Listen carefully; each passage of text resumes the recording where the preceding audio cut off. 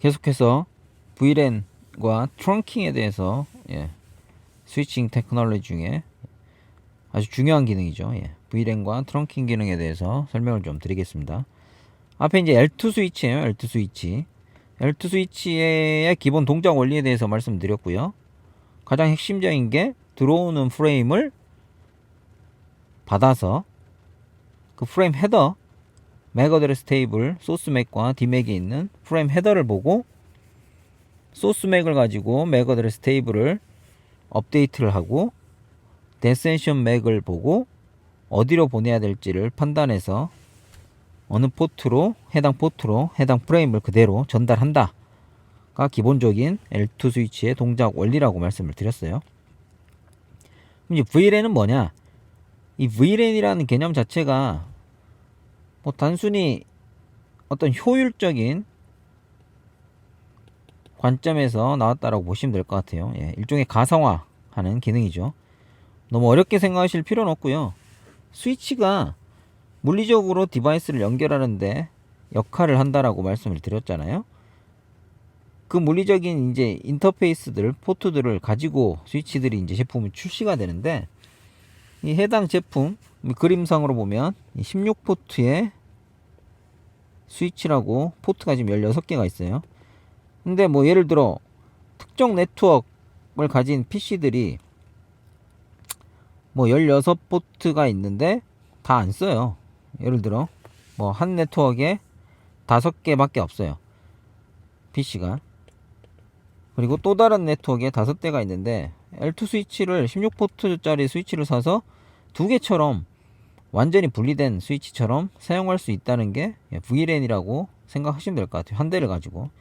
이 한 대를 가지고 이쪽 네트워크, 예를 들어 여기가 10점, 10점, 10점, 빵에 24 네트워크를 쓴다라고 하고요. 여기 10점, 10점, 10점, 11점 빵에 24 네트워크를 쓰고, 같은 네트워크끼리는 뭐 스위치를 분리해서 일반적으로 구성을 하는 게 맞는데, 그거를 한 대의 스위치를 사서 2대가 같이 동작할 수 있도록 구성을 할 수 있는 게 VLAN 기능이다라고 생각하시면 될 것 같아요. VLAN 세팅을 어떻게 하냐?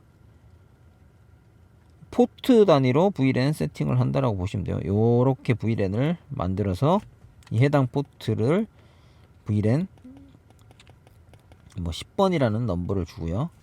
그 다음에 요렇게 나눠서 해당 포트를 VLAN 20번 요렇게 줄 수 있다라고 하면 될 것 같아요. 그렇게 하면 분리가 돼서 이제 독립적인 스위치처럼 동작을 한다 라는 게 어떤 의미겠냐? 앞에서 말씀드린 이 해당 VLAN별로 맥 어드레스 테이블이 완전히 분리돼서 동작을 한다라고 보시면 될 것 같아요. 그 말씀은 이 VLAN별로 맥 어드레스 테이블이 별도로 있어요.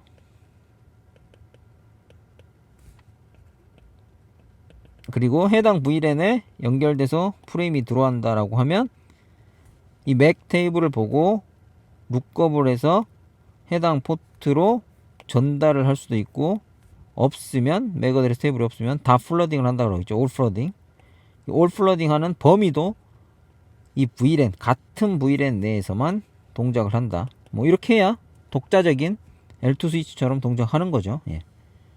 그렇게 이해해서 뭐 물리적인 인터페이스의 효율화 플러스 하나를 더 붙이면 플러딩 하는 범위가 한정이 되는 거죠. 한정. 근데 이 플러딩이라는 특성 때문에 이거 뭐 불가피하죠. 스위치가 어떤 지능적으로 뭔가를 산정해서 보내는 장비가 아니고 물리적으로 디바이스를 연결해서 전달시켜주는 역할을 하는 장비다 보니까 플러딩 하는 게 가장 기본적인 메커니즘인데, 요거 때문에 이제 문제가 많이 발생을 해요. 뒤에 이제 STP, 룹이라는 개념이 발생할 수밖에 없는 구조고요. 그거는 이제 뒤에 설명을 드릴 거고요. 뭐 이렇게 해서 VLAN을 나눴다. 그래서 포트별로 인터페이스가 예를 들어 1, 2, 3, 4, 5, 6, 7, 8, 9, 10, 11, 12, 뭐 13, 14, 15, 16이라고 하면 16포트. 1번부터 7번까지는 VLAN에 10번이라고 세팅을 하는 거예요. 인터페이스에. 그리고 10번 10번부터 16번까지는 VLAN 20이라고 세팅을 하게 되면 VLAN이 자동적으로 나눠지는 거고요. 이 VLAN이 이제 뭐 밴더에 따라 틀리겠지만 VLAN 먼저 정의를 할 수 있고요. 그리고 show MAC address table이나 뭐 시스코 같은 경우는 이렇게 보면 VLAN별로 MAC address table이 이제 처리가 된다라고 구분자가 들어간다라고 보시면 될 것 같아요. 예.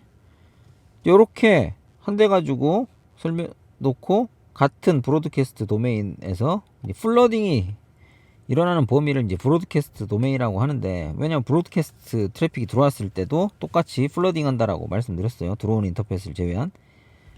이제 그렇게 해서 같은 네트워크상에 뭐 라우터를 달고 내보낼 수 있겠죠. 뭐 네트워크가 다름에도 불구하고 한 장비를 통해서. 이제 문제는, 그러면 스위치가 또 하나 연결이 되고 같은 네트워크가 이제 이렇게 VLAN이 똑같은 VLAN으로 설정해서 요 네트워크의 디바이스가 이쪽 스위치에도 연결이 될 수가 있겠죠.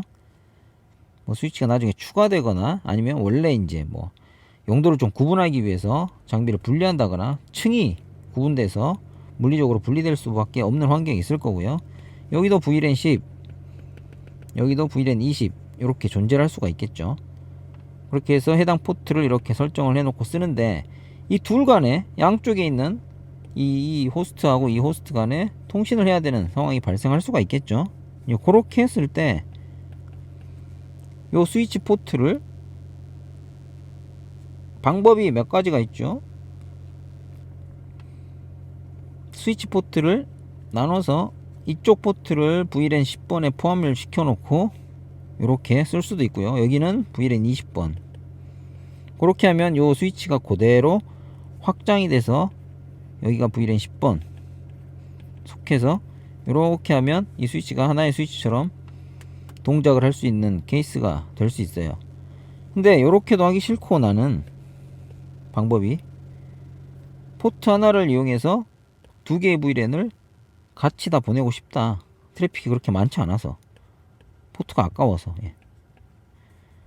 그렇게 세팅을 할 수가 있어요. 그거를 트렁킹을 사용한다라고 보시면 될 것 같아요. 그래서 이 포트는 어느 VLAN에도 속하는 게 아니고 트렁크 포트라고 정의를 하는 거예요.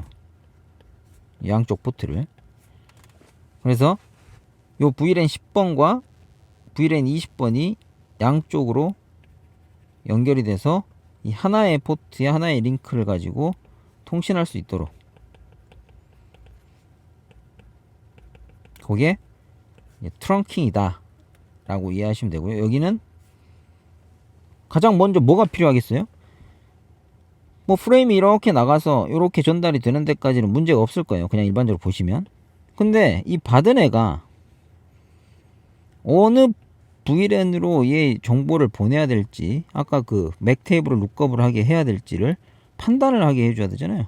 그렇게 되면 이 트렁크 구간에서는 VLAN이 이 프레임이 지나다니는데 어떤 VLAN이다 라는 값이 들어가야 돼요. 어떤 값? VLAN 태깅이라고 하죠. 태깅.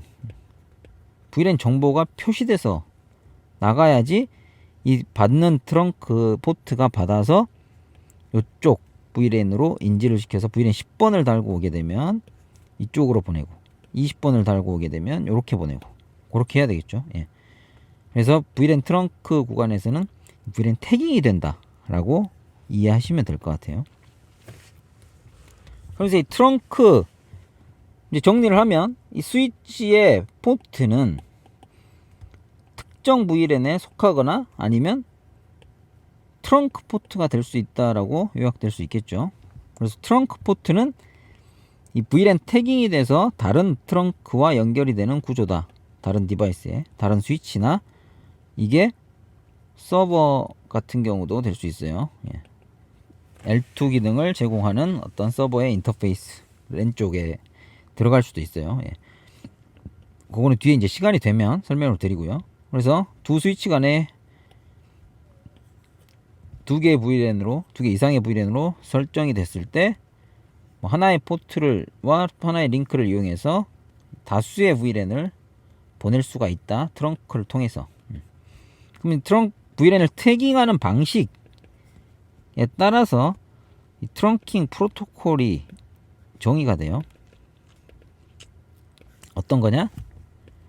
가장 많이 쓰는 게 모든 장비에서 다동큐라고 불리는 802.1Q, 뭐 시스코든 익스트림이든 표준이에요. 이게 업계. 예전에는 시스코 같은 경우는 ISL이라는 자기들만의 프로토콜도 썼어요. 근데 대부분 지금 802.1Q라는 다동큐 프로토콜을 사용한다 라고 이해하시면 돼요. 그럼 다동큐 프로토콜의 특징이 있어요. 그게 뭐냐? 특징은 태깅이 되는데 뭐 좀 더 효율적으로 쓸 수 있는 방법이 있겠죠. 뭐죠?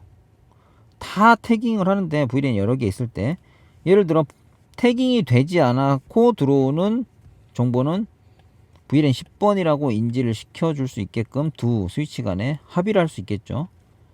그리고 VLAN 20번 트래픽이 프레임이 전달이 되면 20번은 태그를 하게 되고요. 그래서 언태그드 VLAN이 가능한 프로토콜이에요. 802.1Q는. 그걸 뭐라 그런다? 네이티브 VLAN이라고 해요. 네이티브 VLAN. 그래서 인터페이스 트렁크에 설정을 할 때 나는 802.1Q라는 이 트렁크 프로토콜을 사용하겠다라고 표현을 하게 되고요. 그 다음에 802.1Q를 썼을 때는 네이티브 VLAN이 뭐다. 여기 위에서는 뭐 10번이나 20번 쓰면 되겠죠. 이렇게 정의를 하게 돼요. 그리고 이 트렁크 같은 경우는 뭐 이 스위치에 VLAN이 여러 개가 있을 수 있잖아요. 지금 10번, 20번만 있는데 나는 이 트렁크에 10번만 지나다니고 하고 싶다라고 하거나 그러면 allowed VLAN을 양쪽에 정의를 해줄 수가 있어요. 그래서 불필요하게 이제 일반적으로 좀 규모가 큰 데이터 센터나 아니면 캠퍼스 네트워크 같은 경우는 뭐 이 트렁크에 뭐 하나의 스위치에서도 여러 개의 포트가 트렁크로 사용이 돼요. 그래서 트렁크별로 VLAN들을 구분해서 뭐 분산을 시켜준다거나 특정 목적 때문에 allowed를 특정 VLAN만 시켜야 되는 케이스들이 많아요. 그렇게 운영을 하기 위해서 명확하게 가능한 한 allowed VLAN을 정의를 해줄 필요가 있어요. 그리고 이 트렁크 포트 같은 경우는 어떻게 보면 이 스위치 간에 약간의 백플레인 연결 기능을 하는 거죠. 어떻게 보면. 그래서 중요하다 보니까 보통 또 2개 이상의 포트를 이더 채널 형태로 묶어서 사용하기도 합니다. 그리고 트래픽이 늘어날 수 있기 때문에 트래픽이 늘어나는 경우를 또 커버하기 위해서 그런 목적으로도 사용할 수도 있고요. 그리고 이제 이 스위치들 간에 이 트렁크 포트를 이네이블을 자동으로 시킬 수 있는 어떤 또 프로토콜이 있어요. 이거는 가능한 한 뭐 같은 벤더라고 하더라도 운영을 명확하게 하기 위해서는 이 포트는 트렁크다 아니면 이 포트는 그냥 억세스 VLAN을 쓰겠다 특정 VLAN에 속하게 하겠다라는 걸 명시해 주시는 게 좋아요. 컴피그상에. 그래야지 나중에 운영상에서도 이슈가 없습니다. 그래서 모드를 명확히 인지를 하게끔 컴픽을 해서 운영을 해라. 이 네이티브 VLAN 같은 경우가 이 플러딩 때문에 뒤에 이제 루핑 장애가 발생을 했을 때 뭐 뒤에도 설명을 한번 드릴 건데요. 이 한마디로 이 스위치 해당 스위치를 넘어갈 때 명시를 하라고 하는 게 해당 스위치를 넘어갈 때 어떤 VLAN에서 오는지 내가 실제적으로 통신이 필요한 VLAN들에 대해서만 명시를 하는 게 가장 좋다라고 말씀을 드리는 거예요. 그 이유가 스위치 같은 경우는 뭐 밴드별로 다를 수 있겠지만 VLAN 디폴트 VLAN 같은 게 있어요. 디폴트 VLAN 1번 VLAN 1번 같은 경우는 삭제가 불가능해요. 나머지 VLAN들은 이제 개인적으로 추가가 되기 때문에 디폴트로 이 해당 포트들은 다 부트업을 해서 컴피가 하나도 안 돼 있으면 디폴트 VLAN 1번에 다 속해 있다라고 보시면 돼요. 그래서 아무 세팅 안 하고 똑같은 디바이스들을 같은 네트워크에 있는 디바이스를 그냥 연결하면 다 통신이 돼요. 같은 VLAN으로 인지해서. 왜? VLAN 1번으로. 트렁크도 마찬가지예요. 네이티브 VLAN을 명시를 안 하게 되면 네이티브 VLAN의 1번이 네이티브 VLAN으로 통신돼요. 그 말은 이 VLAN은 무조건 얼라우가 된다는 뜻이죠. 네이티브 VLAN.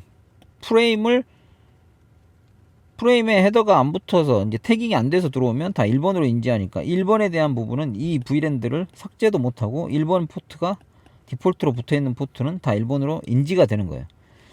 이게 어떤 이슈가 발생할 수 있냐. 예를 들어 스위치가 이제 뒤에 이제 설명을 드릴 건데 룹 구조가 발생할 수밖에 없고 루핑 장애가 이 스위치 네트워크에서는 가장 큰 장애예요. 왜냐? 모든 디바이스들의 CPU를 다 점유를 해서 실제 모든 연결되어 있는 포트가 통신이 안 되는 현상이 발생을 하고 얘만 통신이 안 되는 게 아니고 안 되는 게 문제가 아니고 해당 VLAN에서 특정 VLAN에 플러딩이 발생을 해서 그 연결되어 있는 해당 속해 있는 VLAN에 연결되어 있는 디바이스들 뭐 서버나 PC들까지도 과다 트래픽을 통해서 영향을 받을게끔 이제 장애 임팩트가 엄청나게 커지는 게 루핑 장애예요. 근데 이제 VLAN 1번 이제 이제 스위치를 운영하다 보면 직접 내가 운영하는 디바이스들도 있고 뭐 특정 고객사가 연결이 돼서 이 영역은 고객사가 운영하는 영역일 수도 있어요.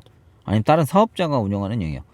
근데 이 뒷단에서 내가 운영하지도 않는 영역에서 루핑 장애가 발생을 해서 내가 연결돼 있는 나는 VLAN 1번을 쓰지도 않음에도 불구하고 몇 개의 포트를 이용하기 위해서 연결을 했음에도 불구하고 이 트래픽이 영향을 받아서 전달이 될 수가 있어요. 플러딩 트래픽들이. VLAN 1번으로 속해서 들어오게 되면 뭐 모든 디바이스들 L2 스위치는 VLAN 1번이 다 살아있는 상태이기 때문에 해당 포트가 VLAN 1번을 통신할 수 있게끔만 돼 있으면 플러딩이 확장이 되는 거예요. 플러딩 트래픽이. 그러니까 이 트렁크를 세팅을 해놓고 아무 생각 없이 네이티브 VLAN을 안 잡고 놓으면 VLAN 1번이 넘어갈 수 있다라고 했죠.